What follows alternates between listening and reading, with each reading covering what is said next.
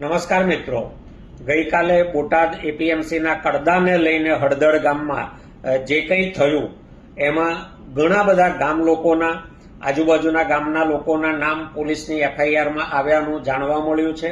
અનેક લોકોની અટકાયત થયાનું પણ જાણવા મળ્યું છે. જે લોકોની અટકાયત થઈ છે અથવા જે લોકોના એફઆઈઆરમાં નામ છે, તો એમના માટે જે કંઈ કાનૂની લડત લડવી પડે એ આમ આદમી પાર્ટી પૂરી મજબૂતીથી લડશે. અમે એફઆઈઆરમાં આવેલા નામોને આધારે તમારો સંપર્ક કરવાની કોશિશ કરીશું, પરંતુ અમારી પાસે બધાના ફોન નંબર નથી. તમારા પરિચયમાં અથવા તમારા પરિવારમાંથી કોઈનું પણ નામ આ એફઆઈઆરમાં હોય તો તમે અમારી બોટાદની સ્થાનિક ટીમનો સંપર્ક કરજો. એ ન થઈ શકે તો પ્રદેશ ટીમના કોઈ પણ નેતાનો સંપર્ક કરજો.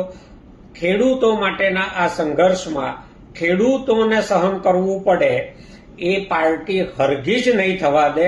આમ આદમી પાર્ટી ખેડૂતોની સાથે મજબૂતીથી ઊભી છે અને નીચેની કોર્ટમાં જે કંઈ જ્યુડિશિયલ મેજિસ્ટ્રેટમાં પ્રક્રિયા કરવી પડે, સેશન્સ કોર્ટમાં કરવી પડે, હાઈકોર્ટમાં જવું પડે કે સુપ્રીમ કોર્ટમાં જવું પડે, પાર્ટી ખેડૂતોની સાથે મજબૂતીથી ઊભી રહેશે. એમાં કોઈ શંકા રાખવાની જરૂર નથી.